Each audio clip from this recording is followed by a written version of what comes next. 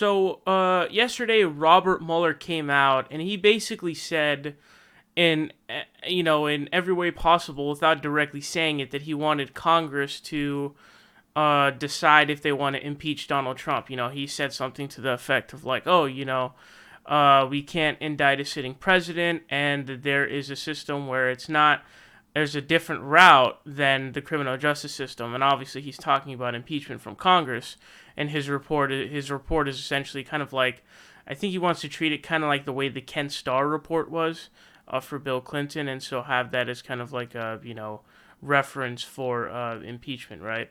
A report that's referencing impeachment. So that was something that had came up that has reignited the conversation on whether or not Donald Trump should be impeached.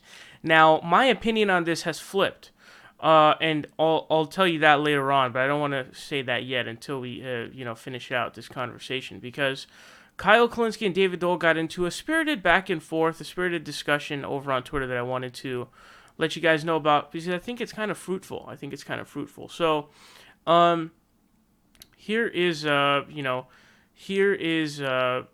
we have David Doel. He started out by saying, I don't understand how being soft on Donald Trump became a left-wing position for some people. That low-key seems like kind of be like a Jimmy Dore type thing, but I don't know. We're not going to get into that here. So he says that, and then Kyle Kolinsky says, this isn't a fair characterization. I'm not for impeachment because, one, it dies in the Senate, guaranteed. Two, impeachment history shows that when it dies in the Senate, the president's approval rating goes up. Three, it's more likely Trump wins this way. Fine to disagree, but don't straw man. So he says that, impeachment history shows that when it dies in the Senate, the president's approval rating goes up. Now, we only have one example of that, which is of recent times, I should say. Which is Bill Clinton. Because when Nixon he got impeached by the House and then he resigned. So it never really got to the Senate. Now, bills went to the Senate, but there was not enough votes to actually impeach Bill Clinton from office. Now, I don't know what the numbers were on how much the president's approval rating went up, but do remember that his successor, Al Gore, actually lost technically he won, but was cheated out of winning, but he didn't win enough to prevent himself from being cheated out of the election, I guess is a way that we can put it, because, a lot of wins are wins which have higher margins than that, but I think that his approval rating going up, really, I don't really see.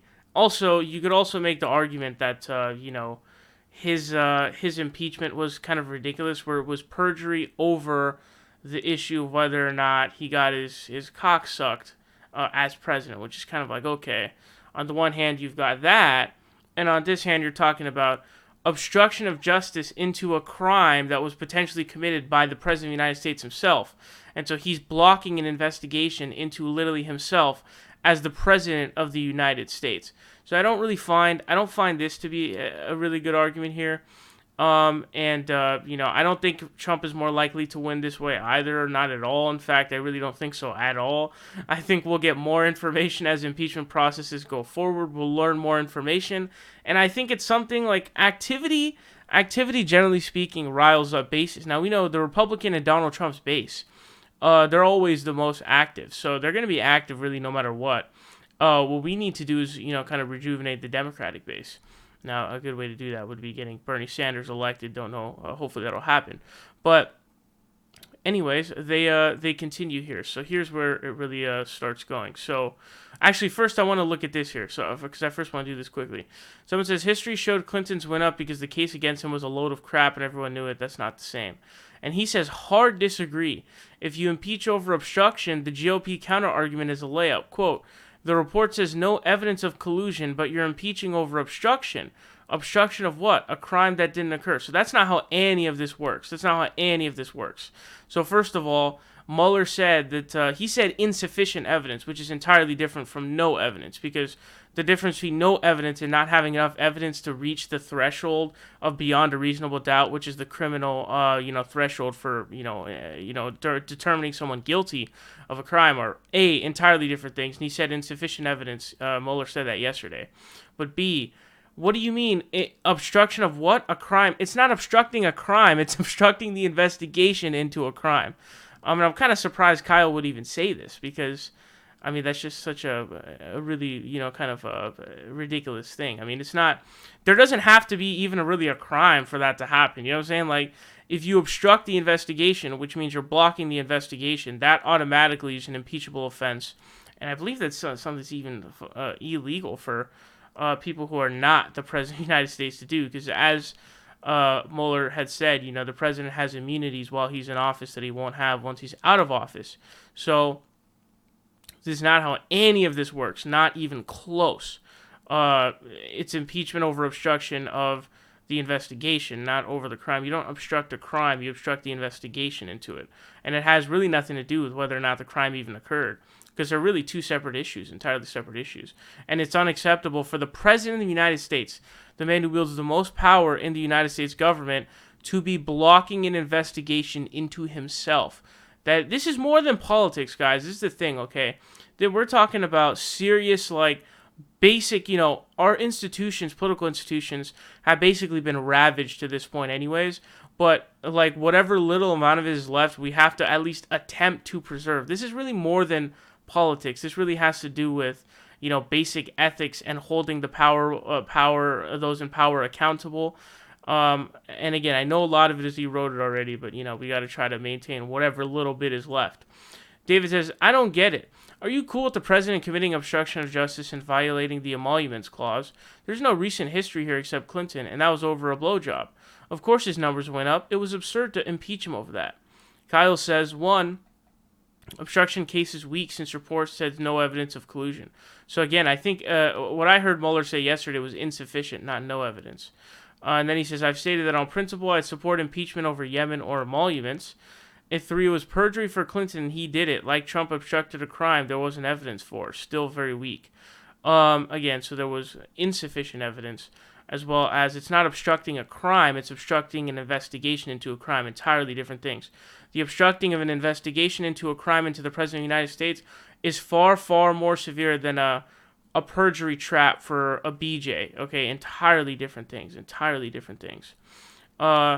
David says, I agree Yemen/emoluments are key reasons for impeachment. Bottom line is you have to hold powerful people accountable regardless of how it might play out, which is all speculation anyways, and Rashid Tlaib talked about this.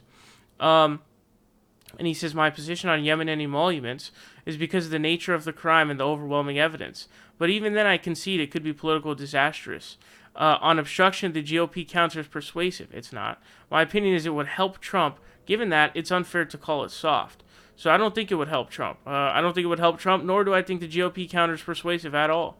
He says, I didn't call it soft because my initial tweet wasn't about you. I wrote it after reading some comments on my latest video. Kyle then says, I know it wasn't about me, but calling the anti-impeachment left soft is just untrue across the board. If people sincerely believe impeachment helps Trump, it's softer to impeach him and give him a giant W in the process. David says, it's soft in terms of not holding the powerful accountable. Anything outside of that, how it might help/hurt Trump/hurt Dems is just speculation. He says, already granted it's speculation, but you're missing the other point. You impeach, it gets through the House, the Senate slaps it down overwhelmingly. What just happened? Nobody was held accountable at all, and Trump gets at least 3 days of headlines about he's the victor. Nah, dude, I don't think that's really what's going to happen. I mean, through the impeachment process, I think a lot of people, it'll invigorate a debate. We'll get a lot more information as the process goes through. And there's a lot of potential for a lot of disastrous stuff to happen to Donald Trump. And I don't really, I mean, Trump's going to determine anything a victory, right? He could get slapped in the face, literally, and be like, oh, I'm the victor or whatever. But I don't really think he's going to be very convincing in claiming it's a victory. David says impeachment proceedings give Democrats a hell of a lot more power, completely exposing Trump and providing a lot more evidence to work with. And Trump claims victory regardless. Even Pelosi didn't impeach me. See total witch hunt. And he says Trump will claim victory regardless, but it's more likely to stick with public when it's actually true. And impeaching over obstruction simply to dig on other stuff is silly. Just investigate the other stuff, which they're already doing. So the Congress is they're in the process of they're trying to investigate stuff, and there are people like Bill Barr who are just refusing congressional subpoenas, and so this would actually provide a bigger precedent as well for that, because if there are people like Bill Barr right now who, I guess the only way to enforce it would be to have the sergeant at arms arrest him or do what I think is called inherent contempt. But that would actually make them more able to do that because they're probably going to be more fearful and more, there's a lot more of a sense of necessity to do that if they were to actually impeach him. He says, how is it true? Multiple examples of obstruction of justice in violation of the Emoluments Clause. A lack of conviction in the Senate is on Senate Republicans to explain why it's okay for the president to be a criminal. It's true in that they're impeaching over obstruction of a crime that there's no evidence happened. That's weak. They'll have a field day. It's also weak because 53% of Americans want to move beyond Russiagate. They aren't impeaching over emoluments or Yemen. That's a moot point. So again, it's not obstruction of a crime. It's obstruction of the investigation. That's not. Stop saying that, dude. Stop, please. I'm begging you. And it's not no evidence. It's insufficient evidence. He says, legally, it's not weak. Also, no reason why they wouldn't pursue emoluments. It's all Rashida Tlaib has been talking about, so clearly they have a desire to look into it. He says, if they impeach over emoluments instead of obstruction, I'll support on principle. It looks like all the energy is behind obstruction, and that makes no sense to me. You say legally it's not weak. True, neither was perjury. This is the point. Now, the perjury thing, when you're talking about the impeachment process, it is pretty trivial and ridiculous. A perjury trap for something like that is not enough to be like a high crime or misdemeanor. David says, impeachment proceedings open the door to discover more evidence of further crimes. Obstruction of justice is just a catalyst for the House to further investigate. It doesn't end there, and we both know Trump is corrupt as hell. So this is very on point. This is very on point. I mean, I can't even imagine how much information and how much stuff is going to come out of it. I can't even imagine how much more the Democrats will be able to do in finding stuff out. I honestly, it's going to be crazy because, all these morons like, Bill Barr, moron's probably not the right term, although he is stupid. He didn't even seem to read the report, who are declining somehow congressional subpoenas. I have a feeling there's going to be an increased amount of pressure on them to actually comply with those. Now, I think that Congress should just have the sergeant at arms just arrest Bill Barr, put him in jail for like 10 days or whatever, because you can't, by law, you can't just decline a congressional subpoena. It's a by law subpoena. So I flipped on this issue. I used to be on the front of like, oh no, we don't want Pence, but now it's like, considering that it's not going to end up going through the Senate, and it's not, even if it were, let's say it were to be successful, Mike Pence, if he were the successor in 2020, would lose the election. So I think it'd be fine. And there's not even that much time even left, really, in his term at this point. So it wouldn't even be that bad. And more importantly, I think the most important point here is that this is not something that really should be about politics. This should be about, like, the Constitution. It should be set in stone. This is something where you're talking about obstruction of justice by the President of the United States, obstructing an investigation into a potential crime committed by the president himself. That is absolutely unacceptable. It is absolutely an impeachable offense. And I think this is just more about politics at this point, is what I think it is. I think that this is just simply more than politics. And any of the other speculation stuff that you have about elections or whatever, I don't think it's going to help Trump at all. Don't see that happening at all.